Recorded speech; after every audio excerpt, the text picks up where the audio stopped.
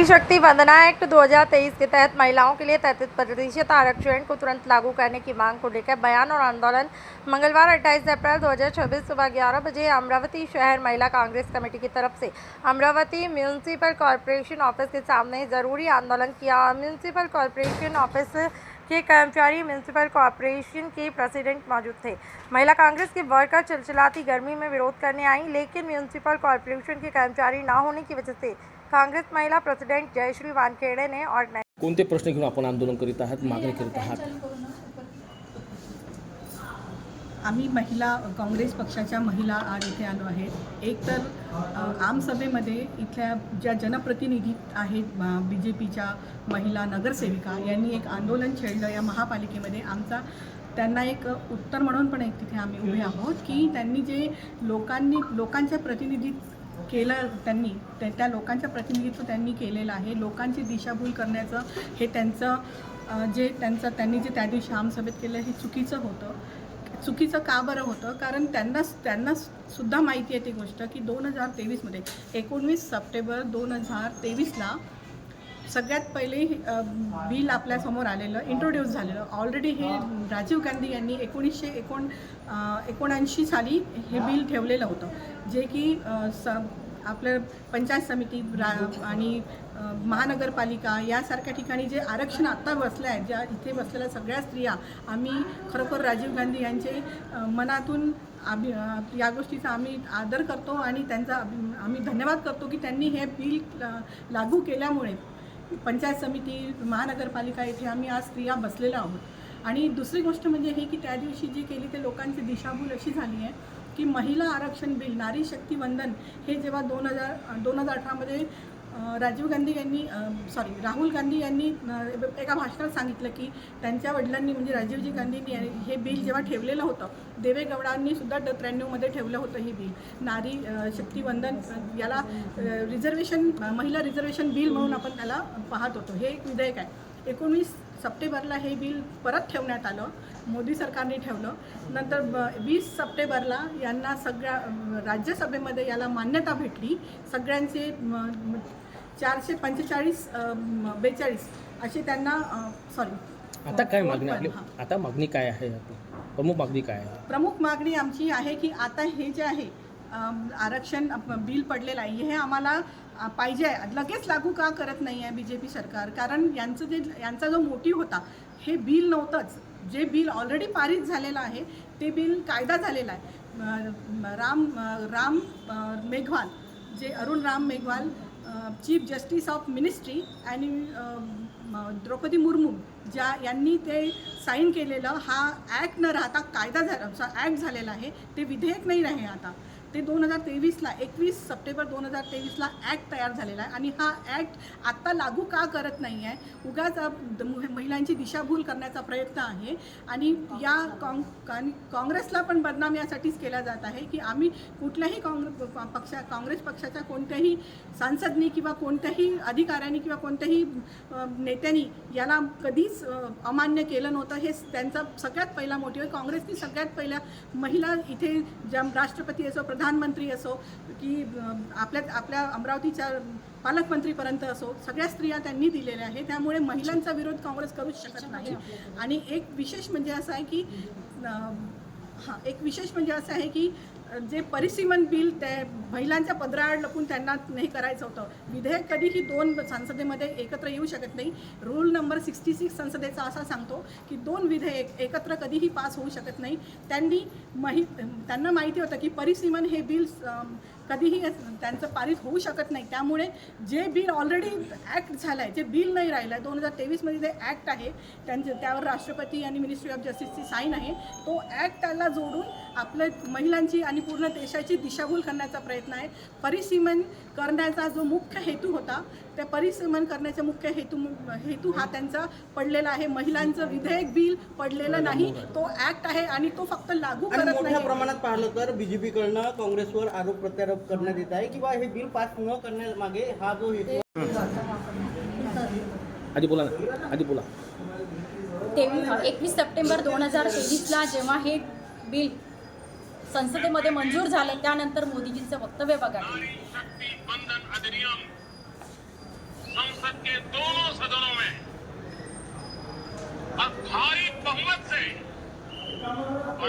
विधानसभा में तो सर्वसम्मति से पास होने की बहुत बहुत बधाई देता हूं। परत मोदीजी गुजरातमध्ये गेल्यावर किती जल्लोष त्यांचा साजरा होत आहे.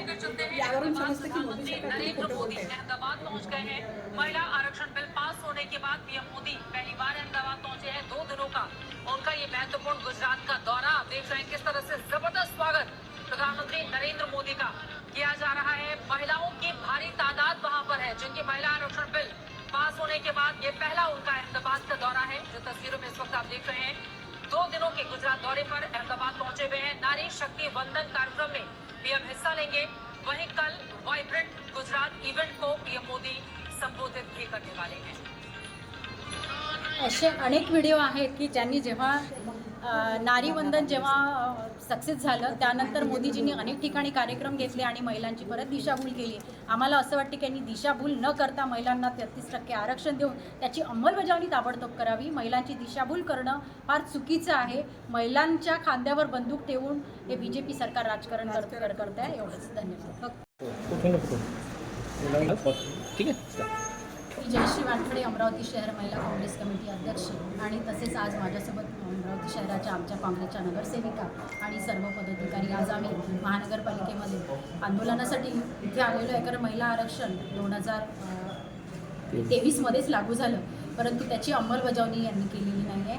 आणि परत महिला परिसीमन आणि मतदारसंघाची पुनर्रचना यांनी परतच महिलांच्या खांद्यावर बंदूक ठेवून महिलाच्या पदराआड हे संसदेमध्ये यांनी नवीनच बिल हे केलं, पण त्याला मान्यता न दिल्यामुळे ते समजत आहे की महिलांचं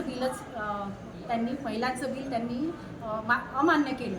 हे समजून हे BJP सरकार महिलांच्या विरोधात सांगतं आहे की काँग्रेसने हे बिल नामंजूर केलं. काँग्रेसच्या काळामध्ये ज्या झाल्या, प्रथम अमरावती शहराच्या राष्ट्रपती झाल्या, माजी पालकमंत्री वसुधाताई देशमुख झाल्या, या पहिल्या प्रथम खासदार या जिल्ह्याच्या आपल्या उषाताई चौधरी झाल्या आणि आमच्या नेत्या आदरणीय यशोमतीताईसुद्धा पालकमंत्री झाल्या. काँग्रेसमध्ये असताना सुलभाताई खोडकेंना पण आम्ही आमदार केले. म्हणजे काँग्रेसने कोणावर अन्याय केलेला नाही. अनेक तुम्ही बघताय भारतामध्ये मुख्यमंत्री, राष्ट्रपती, राज्यपाल अनेक पदावर महिला काँग्रेसच्या काळामध्ये गेल्या. आम्हाला असं वाटतं की बघावं ना यांनी की संघाची एकतरी महिला अध्यक्ष आहे का, महाराष्ट्राची एकतरी अध्यक्ष झाली का, मुख्यमंत्री झाली का, म्हणजे याची यांनी नोंद घ्यावी आणि मग ऑब्जेक्शन घ्यावं. काँग्रेसचा ठामपणे आहेच, आम्ही त्यांच्या पाठीशी, आम्ही 33% आरक्षणामध्ये सहभागी आहोत. कारण फक्त यांनी एवढंच केलं आहे की महिलांना आरक्षण देतो आम्ही, आणि यांना महिलांना वाटलं की आम्हाला 33% लोकसभेमध्ये आणि राज्यसभेमध्ये आम्हाला आरक्षण मिळत आहे. पण यांना पदराआडची भूमिका यांना माहिती नव्हती. मतदारसंघाची पुनर्रचना आणि लिमिटेशनचा पूर्णपणे सहभाग काय आहे आणि काय आहे या लोकांना माहिती नव्हतं. म्हणजे यांना वेगवेगळा मतदार हे करून यातून आपली पोळी कशी शेकता येईल हे त्याचं माध्यम होतं. आणि यांनी बघितलं की यातून आपल्याला जर करता येत असेल तर आपण पुरेपूर याचा करण्याचा प्रयत्न करत आहे. फक्त बदनाम करण्याचं काम काँग्रेसला करत आहे. पण काँग्रेसने त्या काळामध्ये काय केलं आहे हे सर्वांना जग जाहीर आहे. आज काँग्रेसच्या जास्तीत जास्त ज्या महिला मंत्रिपदावर गेलेल्या आहेत, पालकमंत्री झाल्यात, राष्ट्रपती झाल्यात, हे सर्व देशाला माहिती आहे. फक्त आरक्षण जे आहे हे या सरकारने याची अंमलबजावणी करावी. आम्हाला हेच वाटतं की ST, OBC आणि SC महिलांना पण आरक्षण मिळायला पाहिजे. कारण यात फक्त पर्टिक्युलर एकच येत नाही, पण याची जेव्हा तुम्ही हे करता आहे, पण यात सर्व महिलांना ST, OBCना पण आरक्षण मिळालं पाहिजे. महिला आरक्षण लागू करा म्हणून आता आपण मागणी करत आहात. आता आपण भाजपा केंद्र सरकारला आपण संमती देत आहात का? आम्ही महिलांना 33% आरक्षण जर महिलांना लागू केलं तर आम्ही संमती देणार ना, पण आम्ही संमती याला नाही आहे ना. पुनर्रचना डिलिमिटेशनला आमची संमती नाही आहे. कारण तेव्हाच काँग्रेसच्या काळामध्ये बहुमताने तुम्हाला हे केलं गेलेलं आहे. बहुमताने आपलं महिला आरक्षण लागू झालेलं आहे. फक्त त्याची अंमलबजावणी यांनी केलेली नाही आहे. यांनी हे स्वतःची दिशाभूल करताय. आपल्याच महिलांना सांगताय की तुम्ही 33% आरक्षण आम्ही तुम्हाला दिलं होतं, पण काँग्रेसने हे नामंजूर केलं आहे. आपल्याला मिळालेलंच ऑलरेडी, आम्ही सोबतच आहोत ना, काही विषय नाही आहे. फक्त 33% आरक्षणाची या सरकारने अंमलबजावणी करावी, आम्हाला एवढंच.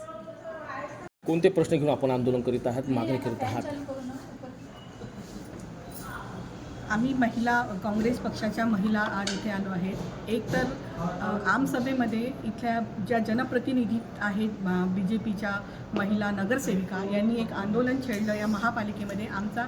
त्यांना एक उत्तर म्हणून पण एक तिथे आम्ही उभे आहोत की त्यांनी जे लोकांच्या प्रतिनिधी केलं त्यांनी त्या लोकांचं प्रतिनिधित्व त्यांनी केलेलं आहे. लोकांची दिशाभूल करण्याचं हे त्यांचं त्यांनी जे त्या दिवशी आमसभेत केलं हे चुकीचं होतं.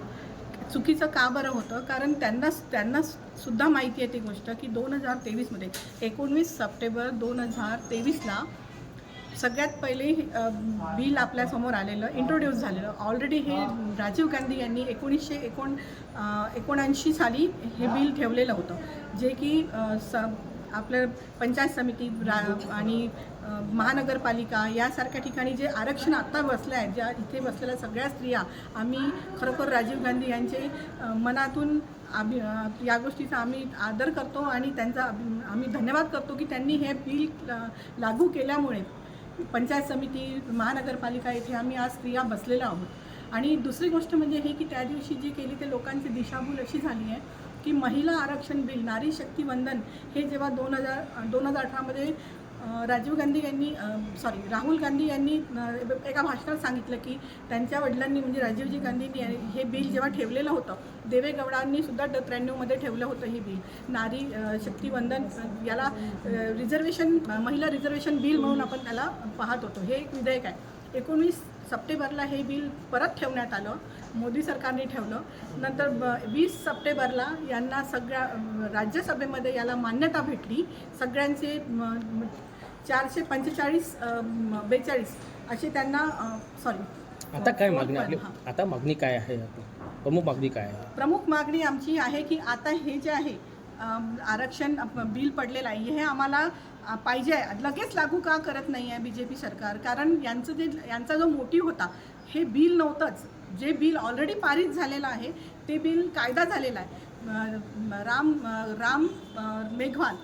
Arun Ram Meghwal chief justice of ministry आणि द्रौपदी मुर्मू यांनी ते साईन केलेलं हा ॲक्ट न राहता कायदा ॲक्ट झालेला आहे. ते विधेयक नाही आहे आता.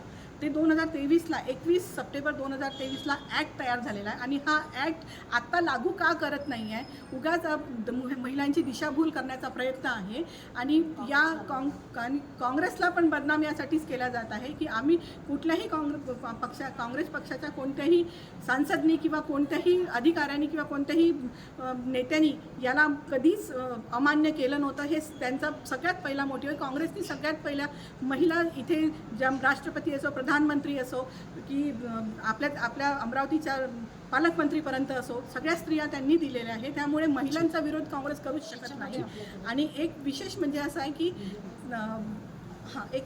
असं आहे की जे परिसीमन बिल त्या महिलांच्या पदराआड लपून त्यांना हे करायचं होतं. विधेयक कधीही 2 संसदेमध्ये एकत्र येऊ शकत नाही. रूल नंबर 66 संसदेचा असा सांगतो की 2 विधेयक एकत्र कधीही पास होऊ शकत नाही. त्यांना माहिती होतं की परिसीमन हे बिल कधीही त्यांचं पारित होऊ शकत नाही. त्यामुळे जे बिल ऑलरेडी ॲक्ट झालं आहे, जे बिल नाही राहिलं आहे, 2023मध्ये जे ॲक्ट आहे त्यावर राष्ट्रपती आणि मिनिस्ट्री ऑफ जस्टिसची साईन आहे, तो ॲक्ट त्याला जोडून आपल्या महिलांची आणि पूर्ण देशाची दिशाभूल करण्याचा प्रयत्न आहे. परिसीमन करण्याचा जो मुख्य हेतू होता, त्या परिसीमन करण्याचा मुख्य हेतू हा त्यांचा पडलेला आहे. महिलांचं विधेयक बिल पडलेलं नाही, तो ॲक्ट आहे आणि तो फक्त लागू करत नाही. मोठ्या प्रमाणात पाहिलं तर BJPकडनं काँग्रेसवर आरोप प्रत्यारोप करण्यात येत आहे किंवा हे बिल पास न करण्यामागे हा जो हेतू BJP सरकारची खूप जुनी नीती आहे. यांना ऑलरेडी असंच करायचं असतं की काहीतरी असे दगड फेकून बोलायचे आणि जर लोकांनी त्याच्यावर प्रत्युत्तर नाही दिलं तर ते आपण पुढे चालवायचं. असं होणार नाही. इथे म्हणजे जागरूक सगळी जनता आहे, जागरूक नेते आहे, जागरूक पक्ष आहे. ते हे असं होऊ देणार नाही. देशाची परिसीमन केलं म्हणजे एका पक्षाला खूप मोठं बनवण्याचं तुमचं ते राजनीती आहे ती आम्ही पूर्णपणे तुमचा यशस्वी होऊ देणार नाही. आणि महिला विधेयक हे पास झालेलं आहे, ते लागू केलंच पाहिजे त्यांनी, अशी आमची मागणी आहे.